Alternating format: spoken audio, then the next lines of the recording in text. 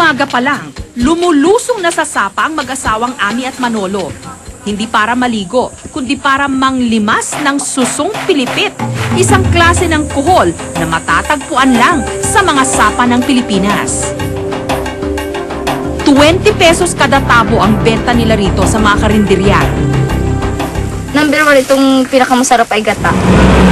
Pagkadala ng mga susong pilipit sa karinderya, si Nora na raw ang bahala. Gagawin niya itong ginataang susong pilipit.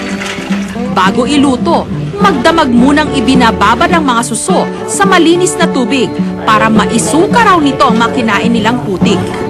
Tatanggalin din ang bahaging puwitan para naman maalis ang mga natitirang dumi.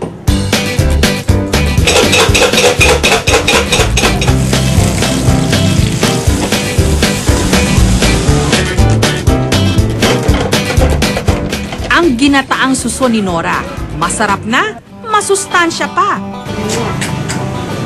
Mainam daw sa mga buntis, pamparami ng gatas.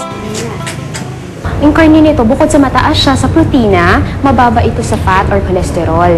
So nagtataglay din ito ng ilang vitamins and minerals katulad ng calcium, iron, phosphorus, and vitamin A. So nakakapag-enhance din siya ng milk production, nakakatulong siya. Ang pinakakilalang uri ng suso o kuhol dito sa Pilipinas, ang susong pilipit at ang Pomosea canalicota, kilala sa tawag na golden kuhol na mula pa sa Taiwan. Sinasabing nakakalason daw. Maaaring nakakain sila ng mga pesticide residue. So, importante na lutong-luto natin sila bago kainin para hindi tayo makakuha ng sakit. Pero ayon sa mga eksperto, ang golden kuhol, pinakamasustansya raw sa lahat ng mga kuhol. Katumbas daw ng sustansya ng 3 baso nito, ang isang hita ng fried chicken o medium size na karne ng baka. Kaya noong 1983, inimport ni Presidente Marcos ang mga golden kuhol mula sa Taiwan at pinarami ito sa Pilipinas. Pero makalipas lang ang ilang taon, naging mortal itong kaaway ng mga magsasaka. Ang golden kuhol kasi naminsala sa mga palayan.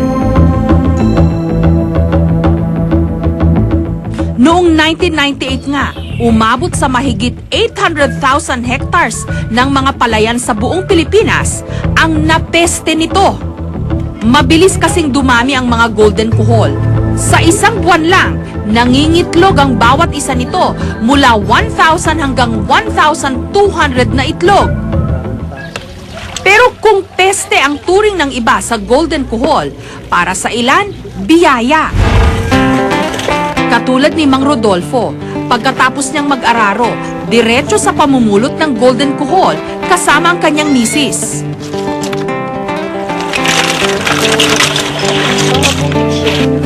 Ang kanilang mga napulot, sa kaldero ang diretso. Pinakuluan muna. Pagkatapos, sinungkit ang kuhol mula sa loob ng shell. Hinugasan ang mga ito sa asin ng 3 beses. Sa ganito raw paraan, nasisigurong malinis ang iaadobong golden kuhol.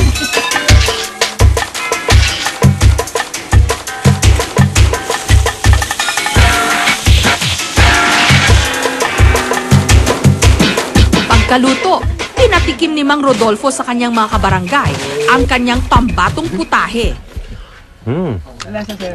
Napakasarap talaga. Pwedeng iulam sa kanin. Ang ilan, hindi lang basta-basta inuulam ang golden kuhol. Pinagkakakitaan nila ito. Sa bayan ng Baaw sa Camarines Sur, gabi na pero mahaba pa rin ang pila sa pwesto ng tindahan ni Aling Amelita. Ang kanyang itinitinda, okoy na gawa sa golden kuhol. Harina, asin at konting pampalasa. Ito ang mga puhunan ni Aling Amelita sa kanyang paninda. Ang golden kuhol daw kasi, libre lang nilang napupulot sa mga palayan. Maraming bumibili. May mga sa munisipyo, nagtatrabaho. Kung mga saan-saan pumupunta dito, bumibili. Sino di ba?